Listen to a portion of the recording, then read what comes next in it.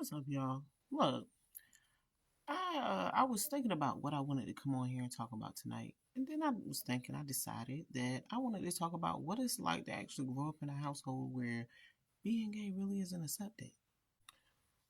Okay, so let's get into it. So I remember when I was a little kid, and when I first experienced knowing that I like girls, I was in like the sixth grade, right? And I had this one teacher that I just adored, and trust me, I wasn't by myself. And I just remember every time I did my homework and I turned my paper in, when she would give it back to me, because she always smelled so good.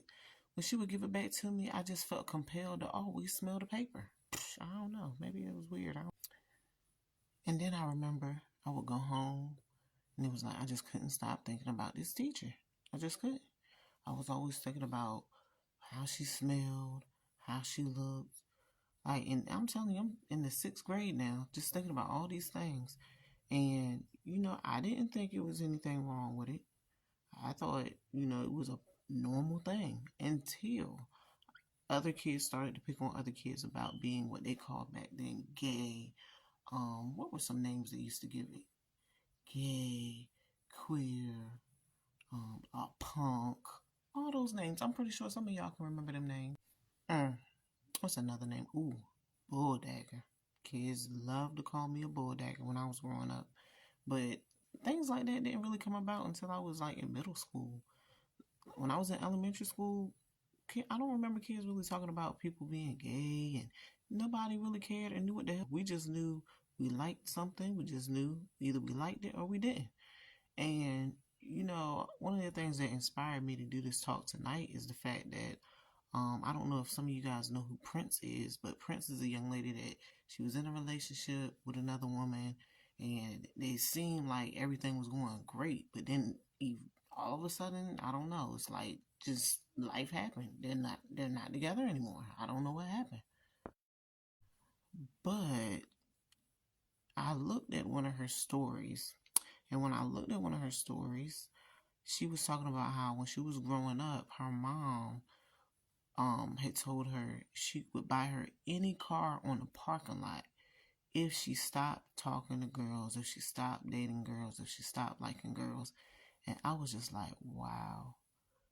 It's funny because one thing I know for sure is people tend to judge. People tend to think that you should be able to just pray something away, wish something away. Um, they tend to think that if you just do this certain thing, maybe you'll get over it. Or if you have a guy, maybe you'll get over it.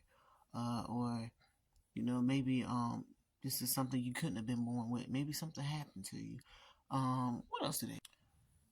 Oh, I know another one. You went to the bathroom, you touched somebody's leg, and they gave you the gay disease. Oh my God. Like, you hear so many things, but let's be real. If you or somebody that you know is out there that they are gay and they're proud about it, they're happy about it, I don't know, could be sad about it. But one thing I know for sure is somebody who is like that myself, that is nothing that you can just turn on like a light switch. Like some people, I truly believe it's the pressure of it. It's the pressure of, and I've experienced it myself. And when I tell you guys, I get on here, I don't be like, I share things that have happened in my life because I feel like personally, there's somebody else out there that has experienced what I've experienced. And they're probably like just on here sometimes, not even really looking, but to come across something like this and where somebody's just sharing things that they went through, it sheds a lot of light. And it's been times I've been up here and I've seen or came across somebody else's page that shed light on something I was going through.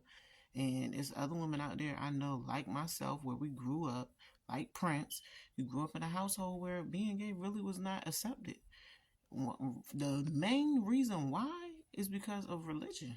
And one of the things that I want to say, and to each his own, but one of the things that I learned as I became an adult, we're talking about adulting now, one of the things I learned is if you came up in a household where you practice Buddhism, you're going to believe Buddha. And I'm not saying that what's in the Bible isn't true. I'm not saying I'm not attacking anything in the Bible. And I know somebody might get up here with your religious self and want to throw the Bible up here and want to throw quote after quote after quote. One thing I know for sure, because I've been living long enough, is you live long enough, you're going to go through some things. You live long enough, you're going to make some mistakes. You live long enough, you're not going to do everything right. You live long enough, somebody's not going to like something that you're doing. They're not going to like something that you're doing, even if you think it's positive. Whether it's negative or it's positive, whether it's a good deed, you could be feeding the homeless. Or why is he or why is she feeding the homeless like that? It does not matter whether you're doing good or you're doing bad. I don't know if y'all missed that. I hope y'all caught that, but I had a phone call come in. Somebody was trying to interrupt. But let me get back to it. Like I was saying, it doesn't matter whether you're doing good or bad in life. People are going to always have something to say. So for the ones who don't agree with what I'm saying, or you're going to have a rebuttal and you want to throw the Bible out there and you want to talk about Jesus, Jesus this, Jesus that, trust me, there's a reason why you're still living. There's a reason why you still have breath in your body. Because it's not that I don't believe in God. I do believe in a higher power. I'm spiritual. I believe, and I definitely believe, we are all spiritual beings having a human experience on this earth. A lot of people are different. We look different. We think different. We come in all shades of color. As far as black, white, it don't matter. And I do believe that if it's in me, that's just what it is. I think the real battle is trying to fight against, you already got your own thoughts, then you got beliefs that other people put on you. But you think about this, think about children, when children are growing up. Whatever you instill in a child, that's what they're going to believe. If you grew up in a household that told you lying is bad, you're definitely going to believe lying is bad. If you grew up in a household where somebody told you telling the truth all the time is a bad thing, you're going to believe that always telling the truth is a bad thing. So it's all about a belief system. And what I think happens, I can only speak from my own experience. For a long time, I struggled so bad because of the belief system that was put on me as a child. Not saying that the way my mom was raised was wrong. Not saying that the way she tried to raise me was wrong.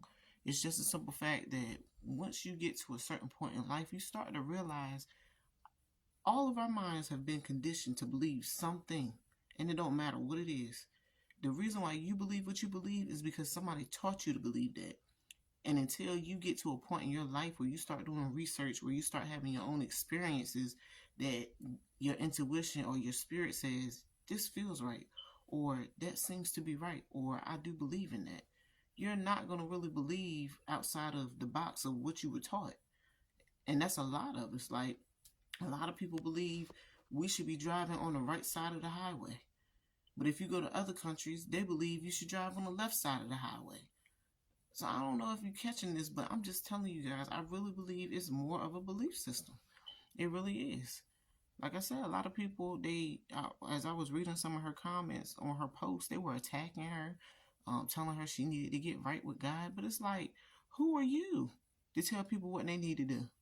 I'm pretty sure if somebody had to open up your closet, you don't have everything all together. You don't.